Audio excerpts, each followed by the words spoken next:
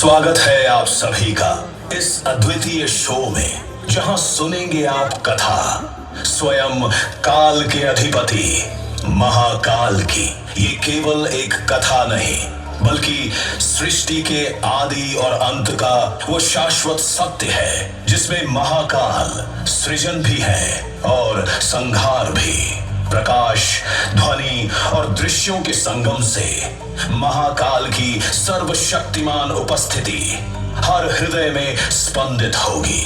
आपसे निवेदन है कि अपने सेल फोन्स को साइलेंट मोड या फिर ऑफ कर दीजिए, ताकि इस शो का आप भरपूर आनंद ले पाएं। इस शो के प्रस्तुतकर्ता हैं उज्जैन स्मार्ट सिटी लिमिटेड। निष्पादक हैं मध्य प्रदेश पर्यटन।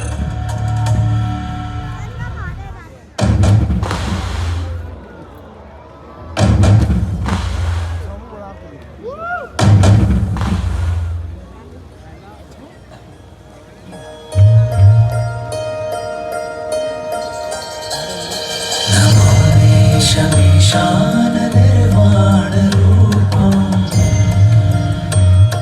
विभुं व्यापकं ब्रह्मवेद स्वरूपम्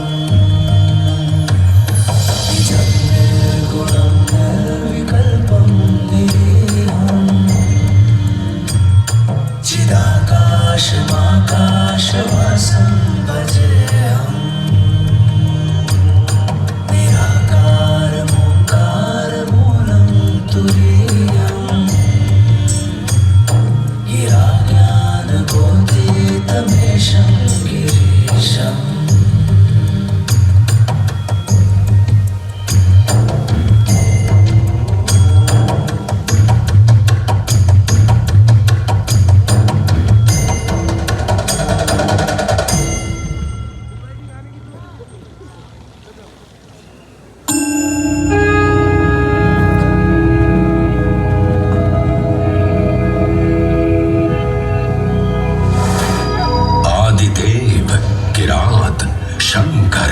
जटाधारी, मृत्युंजय, विश्वेश, त्र्यंबक, महारुद्र, नीलकंठ, महाशिव, महाकाल, महेश।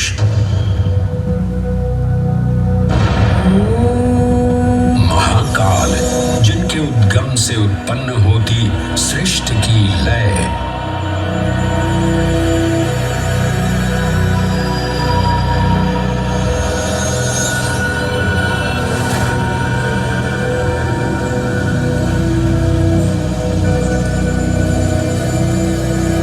जिनकी मौनता में सन्निहित है समस्त ब्रह्मांड की माया।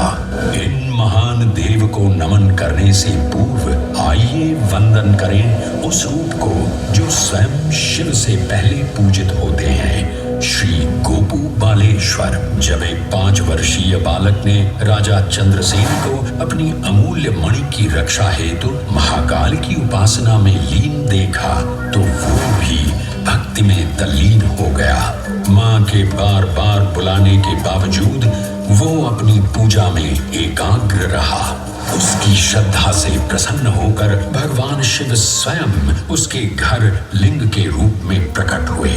इस बालक की भक्ति से प्रभावित होकर चंद्रसेन सहित अन्य राजा भी वहां पहुंचे, जहां स्वयं भगवान हनुमान ने भी दर्शन देकर उद्घोष किया कि इसी वंश में नंद जन्म लेंगे, जिनके पुत्र होंगे विष्णु भगवान के अवतार श्री कृष्ण।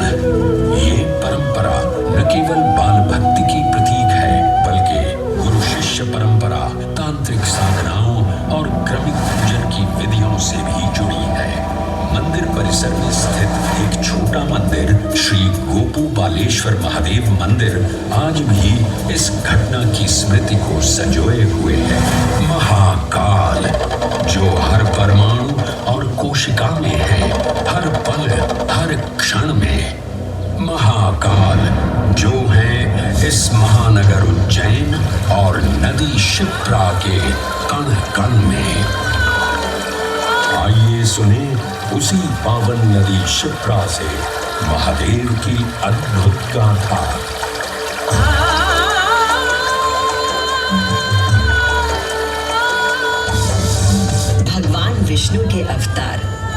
शुक्र हृदय से उत्पन्न मैं पवित्र पावनी शिप्रा हूँ। उद्गम तो मेरा श्री हरि के हृदय से हुआ, पर मैं प्रवाहित हो रही हूँ महाकाल के चरणों में।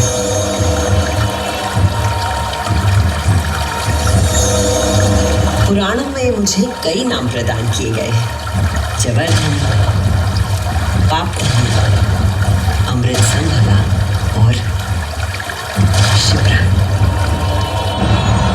वर्तमान कथा का प्रवाह आरंभ करने से पूर्व यह आवश्यक है कि मैं आप सभी को अपने उद्गम की उस दिव्य गाथा से अवगत कराऊं, जिसे जानकर आप अचंभित हो जाओगे। मेरा उद्गम ऋषि अत्रि से जुड़ा है।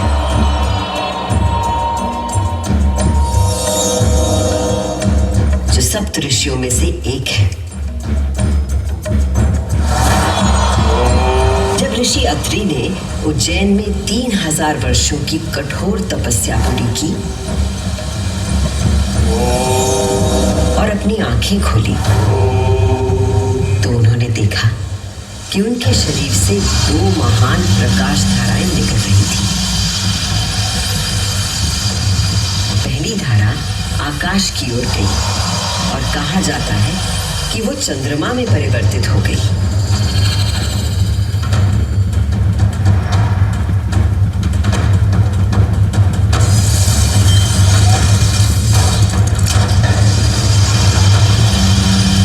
और दूसरी प्रकाश धारा पृथ्वी की ओर गई और उसने मेरा रूप धारण कर लिया। और उस प्राचीन काल से बहती आ रही हूं मैं, इतिहास, आध्यात्मिकता, दिव्यता की कहानियां अपने साथ लेकर। कहानियां महाकाल की, जो विश्व का आदि और अंत है, जीवन का आरंभ और समापन जिनकी इच्छा से होता है, जो इस विश्व की निस्तब्धता और ध्वनि दोनों है। कर्पूरगौरं करुणावतारं संसार सारं भुजगेन्द्रहारं सदा वसन्तं हृदयारविन्दे भवं भवानी सहितं नमामि। कर्पूरगौरं करुणावतारं संसार सारं भुजगेन्द्रहारं सदा वसन्तं हृदयारविन्दे भवं भवानी सहितं नमामि। कर्पूरगौरं करुणावतारं संसार सारं भुजगेन्द्रहारं सदा वसन्तं हृदयारविन्दे भवं भवानी सहितं नमामि। कर्पूरगौरं करुणावतारं संसार सारं भुजगेन्द्रहारं सदा वसन्तं हृदयारविन्दे भवं भवानी सहितं नमामि। महाकाल की महागाथाएं इतनी विस्तृत हैं कि वे काल और अंतरिक्ष की सीमाओं को पार कर सकती हैं। और आज मैं आपको इन कथाओं का केवल एक संक्षिप्त अंश प्रस्तुत करूंगी, केवल कुछ चुनिंदा मोती। समस्त सृष्टि महाकाल की अद्वितीय चेतना का संचार है, परंतु जिसके हृदय में स्वयं महाकाल की दिव्य चेतना प्रवाहित होती है, वही है मेरे तट पर स्थित उज्जैनी। स्कंद पुराण में अवंती खंड के अनुसार अवंतिका यानी उज्जैन में सप्त सागर के अस्तित्व के बारे में बताया गया है, जिनमें से एक है रुद्र सागर।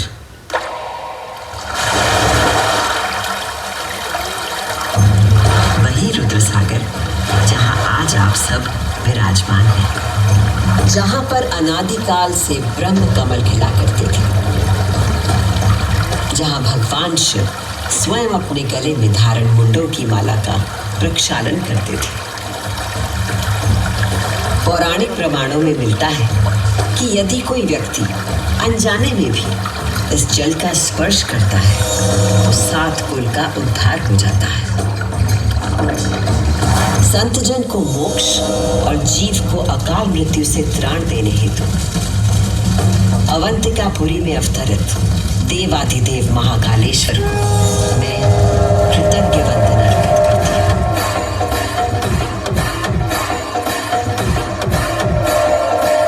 आज मैं शिप्रा देवी आपको उन्हीं महाकाल की शिव पुराण में उल्लिखित एक गाथा सुनाती हूँ।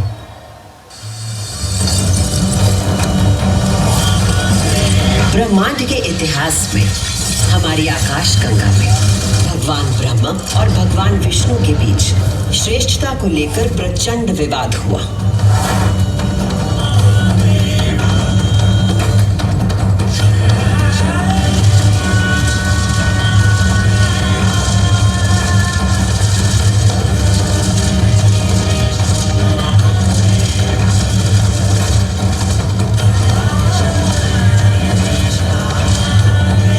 जब अपनी पराकाष्ठा तक पहुंच गया तो दोनों अपने अपने दिव्यास्त्र लेकर आपस में युद्ध करने के लिए तैयार हो गए।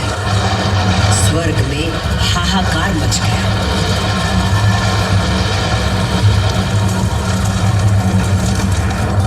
दिव्यास्त्र चलने से संपूर्ण जगत पर प्रलय का आना निश्चित था।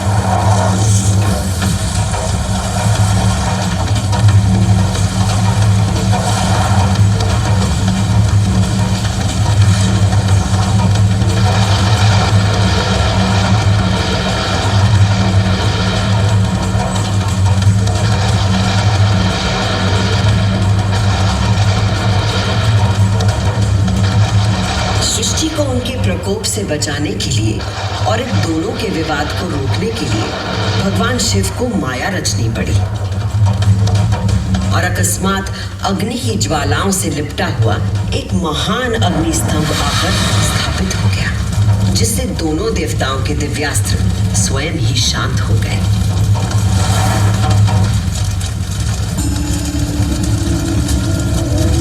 एक ऐसा अग्नि स्तंभ जिसका ना कोई आदि था न अंत था।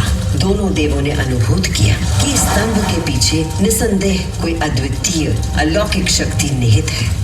वे दोनों बोल उठे, हे महाप्रभु, आप हमें अपने यथार्थ रूप के दर्शन कराइए। तब उस स्तंभ से महादेव स्वयं प्रकट हुए।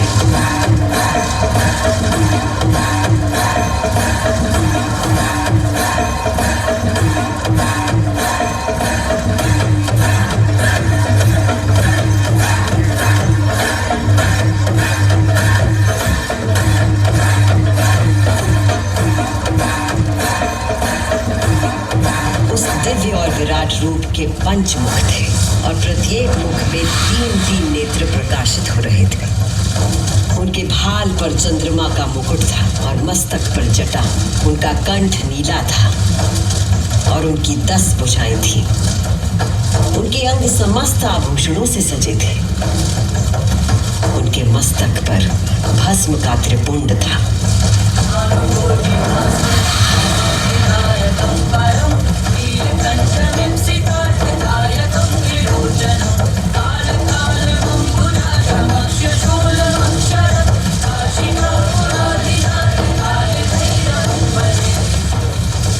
महादेव ने ब्रह्मा और विष्णु से कहा, सूर्यश्रेष्ठ ब्रह्मा जी, आप मेरी आज्ञा से सृष्टि की रचना करें और सूर्यश्रेष्ठ विष्णु जी, आप चर अचर जगत का पालन करें। मैं ही सृष्टि का पालन करने वाला और मैं ही सृष्टि का संहार करने वाला हूं।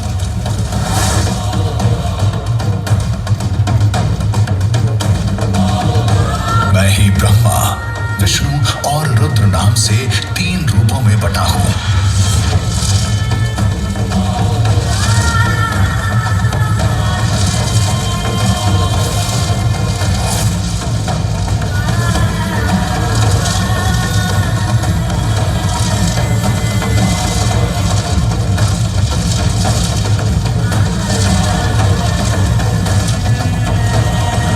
ये कहकर भगवान शिव स्वयं पृथ्वी पर लिंग के रूप में स्थापित हो गए।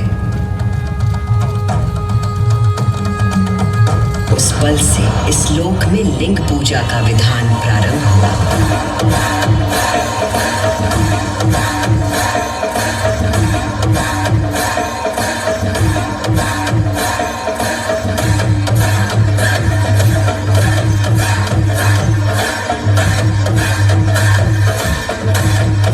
अभी आपने सुनी वो गाथा कि किस प्रकार भगवान शिव ने लिंग का रूप धारण किया। अब मैं सुनाती हूँ उज्जैन में महाकालेश्वर के प्रकट होने की कथा। उज्जैन नगरी में नित्य वेदों का अध्ययन करने वाले एक ब्राह्मण देवता रहते थे। उनका नाम वेदप्रिय था। वेदप्रिय प्रतिदिन पार्थिव शिवलिंग बनाकर उसकी पूजा करते थे।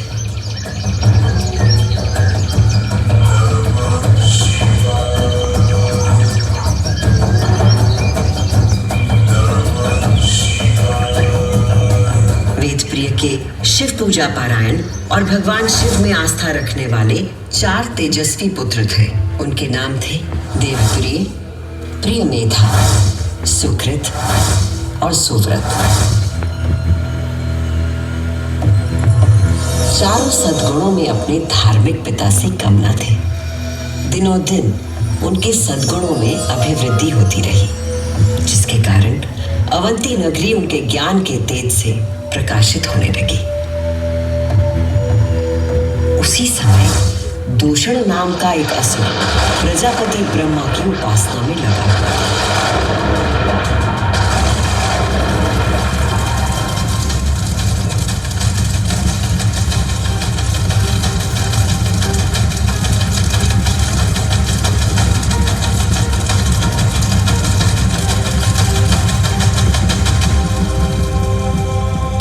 ब्रह्मा जी से अजय होने का वर पाकर दूषण वेद, धर्म और धर्मात्माओं पर आक्रमण करने लगा।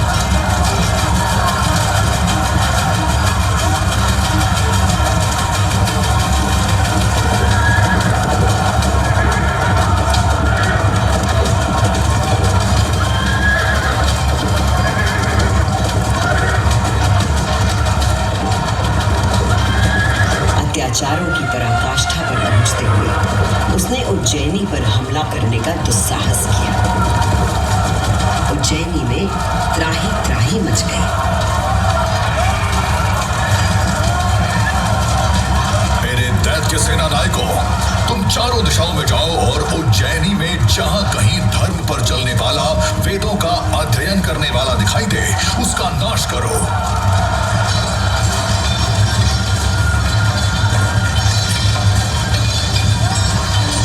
उस असुर से यदि कोई भयभीत नहीं था तो वो थे वेदप्रिय के चारों शिव भक्त पुत्र। नगर को भयाक्रांत देख उन चारों ने उज्जैनी के नागरिकों को आश्वासन दिया। उज्जैनी के नागरिकों, आप सभी अपने भक्तों पर सदा कृपा करने वाले भगवान शंकर पर विश्वास रखें और उनका ध्यान करें। भगवान सबकी रक्षा करेंगे।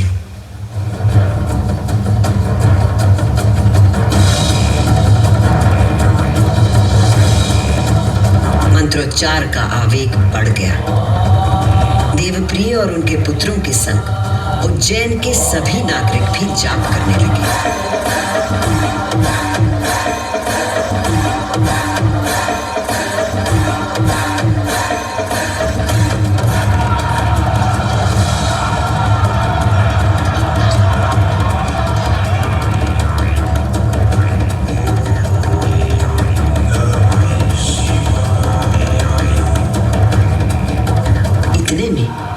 असुर दूषण अपनी सेना के साथ वहां पहुंच गया और उसने वेदप्रिय के पुत्रों को देख अपने सैनिकों को आज्ञा दी। वध कर दो शिव की आराधना करने वाले इन शिव भक्तों का।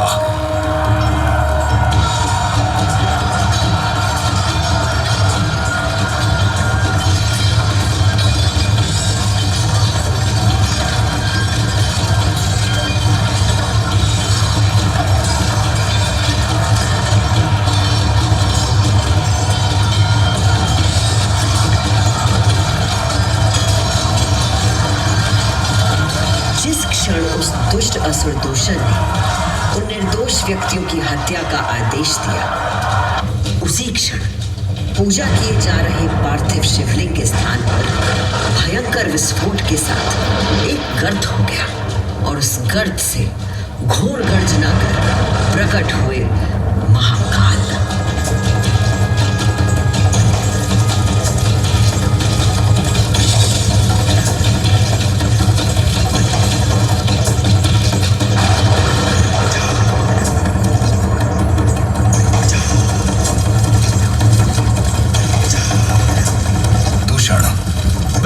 पुरुषों के लिए आश्रयदाता हूँ और तुझ जैसे दुष्टों के लिए महाकाल हूँ। ये शिव का वो रूप था जो काल के परे था, जो संहार करता भी था और सृजन करता भी। महाकाल के प्रकोप से दूषण का नाश हुआ और उज्जैन में एक बार फिर से शांति स्थापित हो गई।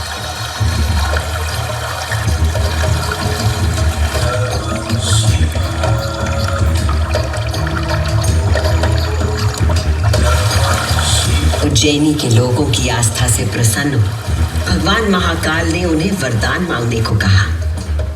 उज्जैन के निवासियों ने भगवान महाकाल को उनके भक्तों की रक्षा करने के लिए उसी स्थान पर सदा के लिए विराजमान होने को कहा। तब देवादिदेव उज्जैन में ही विराजमान हो गए और वहां चारों ओर की एक एक कोस भूमि ज्योतिर्लिंग रूपी भगवान शिव का स्थल बन गई। इस अद्भुत घटना के साक्षी बने समस्त देवता, गंधर्व और ऋषि मुनि। उज्जैन का वातावरण दिव्य ध्वनियों और मंत्रों से गूंज उठा।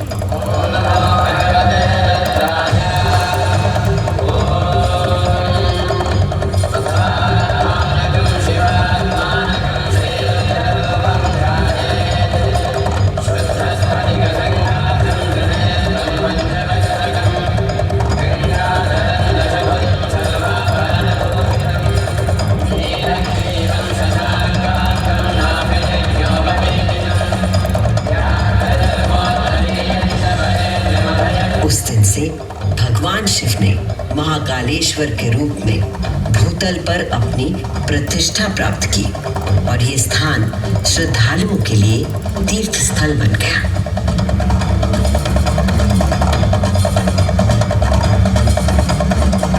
शिव पुराण में 12 ज्योतिर्लिंगों में से एक महाकालेश्वर ज्योतिर्लिंग। यहाँ की भस्म आरती विश्व प्रसिद्ध है।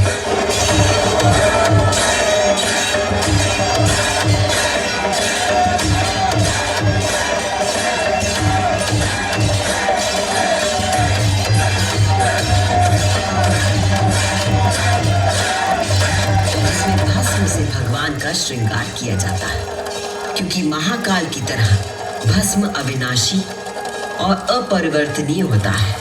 इस आरती की शक्ति और महिमा ऐसी है कि भक्तों के सारे पाप समाप्त हो जाते हैं। केवल इतना ही नहीं, उज्जैन वो नगरी है जहां मानव शरीर पूरे ब्रह्मांड के साथ सामंजस्य स्थापित करता है।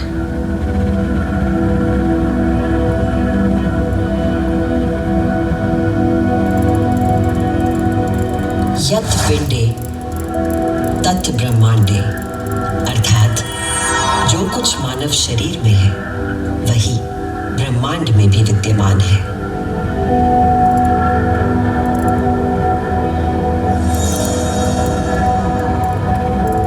ब्रह्मांड के सृजनकर्ता महाकाल के आशीर्वाद से मैं शिप्रा आपको उज्जैन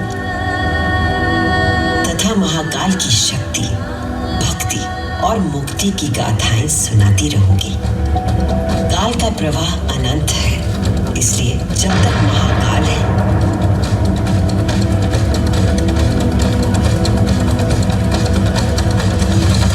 मैं यूं ही उज्जैन की स्मृतियों को अपने अंक में समेटे बहती रहूंगी।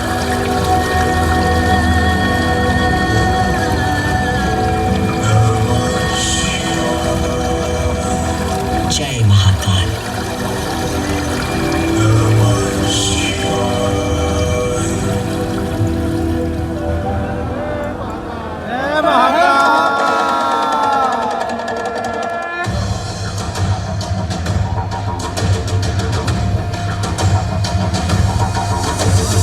देव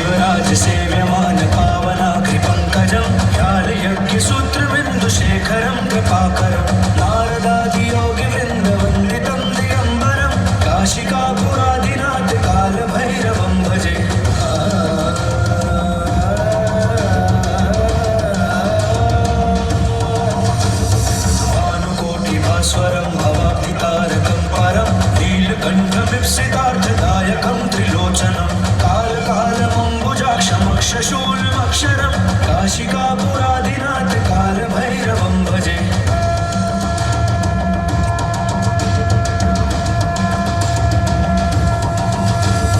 शूलटङ्कपाशदण्डपाणिमादिकारणं श्यामकायमादिदेवमक्षरं निरामयं भीमविक्रमं प्रभुं विचित्रताण्डवप्रियं काशिकापुरादिनाथ